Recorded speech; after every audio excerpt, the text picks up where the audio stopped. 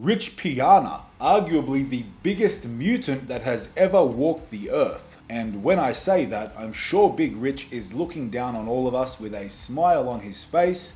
May he rest in power. This man was definitely a charismatic figure, but one who was not shy of causing controversy with his insane methods around training, nutrition, and steroid use. Now, one thing I always respected about Rich was his honesty and openness around his use of performance-enhancing drugs. It's always a shame to see athletes feeling the need to lie about their often obvious steroid usage. But not Big Rich. He kept it real for good or for bad, no matter how crazy it was. In this video, we'll be listening to Rich talk about the craziest steroid cycle he ever did and his thoughts looking back on it. This is something you have to see. Before we get started, a little about me if you're new here. I held the all-time Australian total record in powerlifting in the 140 kilogram or 308 pound weight class from 2020 until 2022 with a total of 1,050 kilograms, that's 2,314 pounds, as well as over a decade of coaching and competitive experience at the highest level. But now, let's listen to Rich Piana talk about some crazy shit. Let's go. I'm going to talk about the craziest regimen I've ever done in my life. Basically, it was between the time I won the California overall to the time I was competing in the USA's and I placed 7th. In a year, I put on approximately 48 pounds of muscle. I weighed 231 on stage at the California, and I think I weighed, I believe it was 287 at the USA's on stage. That is an insane amount of muscle to put on in a short period of time. Now, it's easy to put weight on. We can bulk, we can put weight on. But when we do it quickly, the majority of it is body fat. If it's true, if that man really did put on that much muscle, we're talking that's around 22, 23 kilograms of muscle in that period of time. That is unheard of. I like to think of Rich as some sort of science experiment, right? He decided a long time ago that he wanted to see what his body was capable of, no matter what it took, or no matter what he had to put in it, and this was the result. Now, Rich, he was an absolute mutant, and I mean that with respect. He was a freak of nature. Now, love him or hate him, this man was the real deal. He was all about it, and I respect that 100%. I respect people who chase their passion, they do what they're passionate about, and they give no fucks. And he was one of those people. Now, he never really did that well competing in bodybuilding, but he built an empire based off the mutant that he is. And that is a big feat. But I'm definitely excited to see what this actual steroid cycle was, because I'm guessing it is literally insane. It's gonna blow your mind, probably gonna blow mine, but make sure you like this video, drop a comment, let me know if you're a fan of Big Rich, because I certainly am, and of course subscribe to your mum's favorite channel on YouTube, Cult Strength. Let's go. And I placed 7th, so I couldn't have been in that bad a shape. But it was just an incredible amount of size that I had put on, and I did everything I could that year as far as winning that show. Everything I did from the minute I woke up to the minute I went to bed was about winning that contest. Obviously, I didn't win. I got 7th. And that's another big thing, right? Now, although Rich took a lot of steroids and his goal was to win, he didn't win, but his pursuit was to win, to get first place, and he put everything he could into that. Now, he didn't just build his physique with steroids. This man committed every waking hour to getting big. There is a lot of discipline involved, and that's something that I do truly respect about bodybuilders, because bodybuilding isn't really for me. I don't really want to be too worried about getting lean, hopping in a bikini, waxing my body, any of that stuff. It's just not my calling. I like being strong as shit, but something I do truly respect about bodybuilders and bodybuilding is the amount of discipline it takes to get on stage and to be in good shape. Because that's something a lot of people don't have. They do not have that discipline. Now, it can be easy to train. It can be easy. We can actually enjoy training, all right? Training isn't really the hard part. The discipline around recovery and nutrition, that's the boring shit. And that's where discipline is really important. And that's what Rich had. Now, although he didn't do that well in bodybuilding, doesn't matter. This dude's goal was to be a mutant, and he became a mutant. He was more of a mutant than any of the bodybuilders. Look at the size of this guy, and you can say what you want about how he achieved it, what he put in his body, what he used, but at the end of the day, isn't that whole bodybuilding thing about creating some sort of an art form, creating some sort of a sculpture or a figure that is impressive, right? That's the goal. So no matter how you do that, you've got to respect that, and I do respect it. And that was kind of what my fire burned out after that show, because I had put so much into it and did everything I could. But let's cut to the chase here. Basically, I was eating 12 solid meals a day. I was eating every hour and a half to 2 hours. Typical meal was 2 chicken breasts, 8 egg whites, and 2 to 3 cups of rice per meal, eating that 12 times a day. As he said at the beginning there, he came 7th, not 1st. And that can definitely dim the fire when you do put so much into it. And it's an objective, sport or whatever you want to call it. You're being judged based off your looks on other people's opinions. So that's also, a tough pill to swallow for some people. But again, he did achieve some crazy things. But how he achieved it is impressive. 12 meals a day, 12 solid meals. Now, I eat a fair bit of food, but let me just tell you right now, to eat 12 meals a day, to eat a meal every 1.5 to 2 hours, that's a slog. That's not fun. He would not enjoy that. He would not take enjoyment from eating every 1.5 to 2 hours. Now, when you're on a diet, when you're cutting, nothing sounds better than being able to eat every 2 hours. But when you have to eat the amount of food that this man's eating to continue to grow, it's just force feeding, and it's horrible. It is one of the most horrible things about competing at a high level or being massive. It's the force feeding, because you need to supply your body with the sufficient amount of calories to be able to grow. And if you cannot do that, then all the effort you're putting in everywhere else, it's not going to come to fruition. You're going to get nothing for it. You need to have the fuel in your body to grow. And that's commitment. 12 fucking meals. Goddamn. I was training twice a day.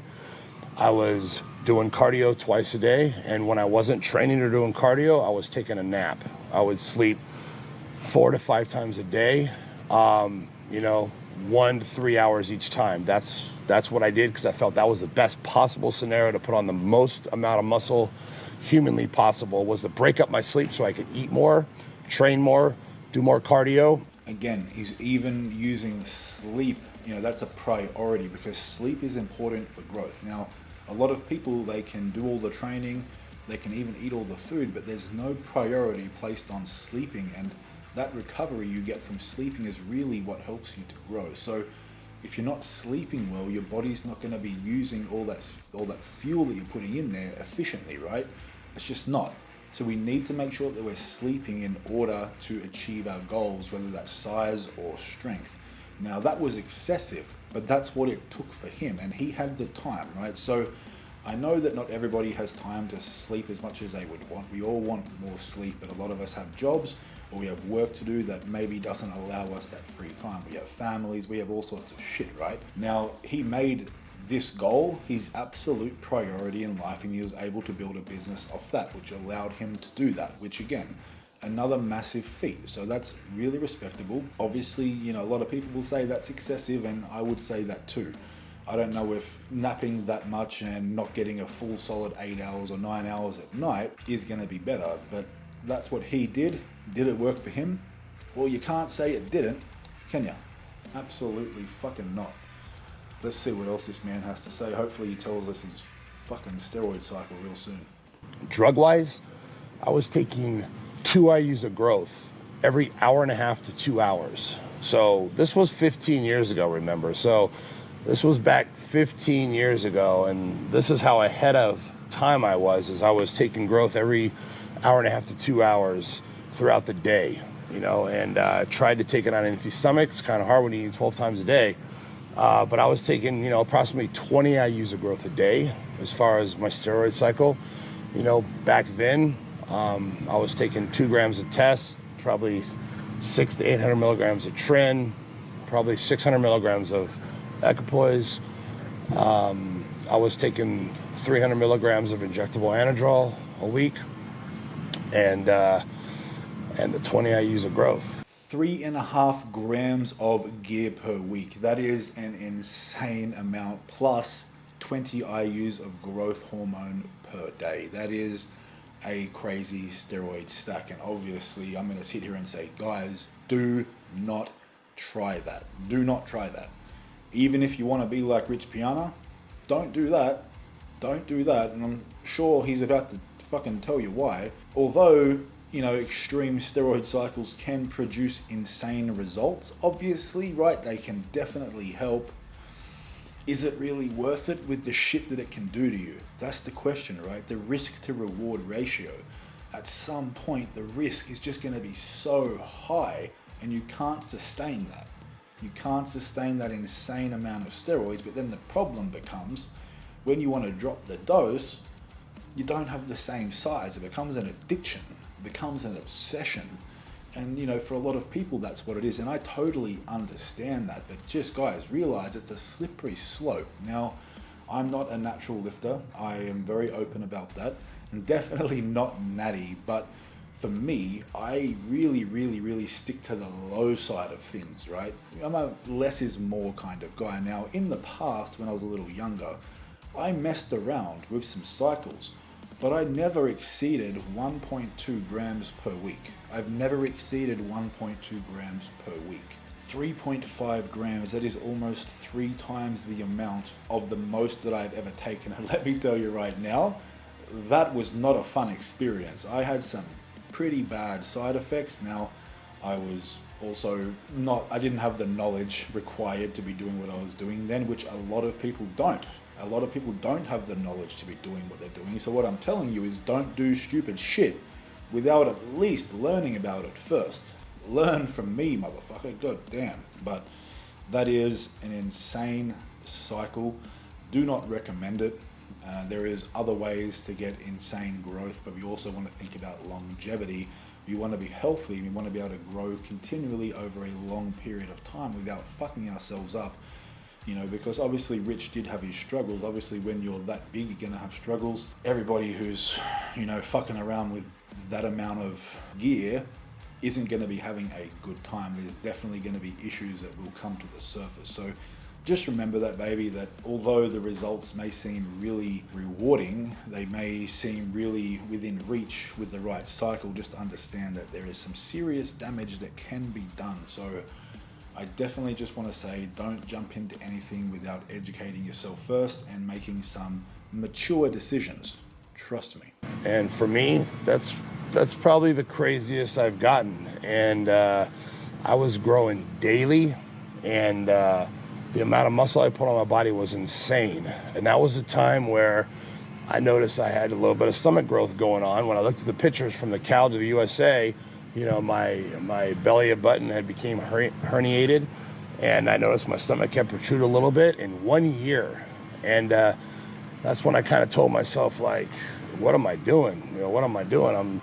So that's a very common side effect with abuse of growth hormone, is a distended gut. The organs grow and it expands the stomach, and it's not a good look. And you see that with a lot of professional bodybuilders in the heavyweight divisions, right? That's what occurs when people abuse growth hormone. And he said he abused it for a year, he smashed it for a year, and it only took a year for his gut to really develop some serious problems. And it's very hard to reverse that shit. So again, be careful with whatever you do. And obviously using compounds like trenbolone, not only is it going to have physiological effects and negative effects on you, it's going to have psychological effects on you that are extremely negative. It can be an extremely bad time. So if you're susceptible to any sort of bad mental health, anything like that, if you have some serious, you know, underlying anger issues, honestly, just don't touch this stuff. It's not going to help you. It's going to put you in some bad situations if you don't have that self-control, which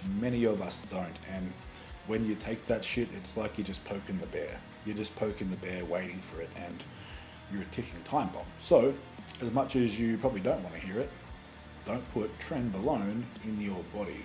There's no real need for it. And let me tell you right now, a lot of the best strongmen and powerlifting athletes in the world now don't take it, because there are other things that work almost just as well, but with far less side effects. And that's a pretty good trade-off. in my opinion. I'm not a fucking doctor or an expert, but that's just my opinion. I have to keep saying this shit because otherwise it would seem like maybe I'm encouraging, and I'm definitely fucking not. Don't you tell your mum.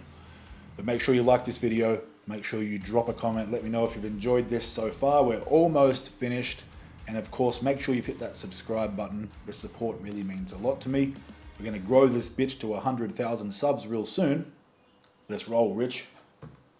Just, doing crazy shit to try to win this contest. And I didn't even win. I got 7th place. I didn't even get a trophy. And I probably spent about 15 grand, on that contest. And I had nothing to show for it. Nothing. So that was kind of the eye opener for me, that maybe this bodybuilding thing ain't all what it's cut out to be. I started to open my eyes.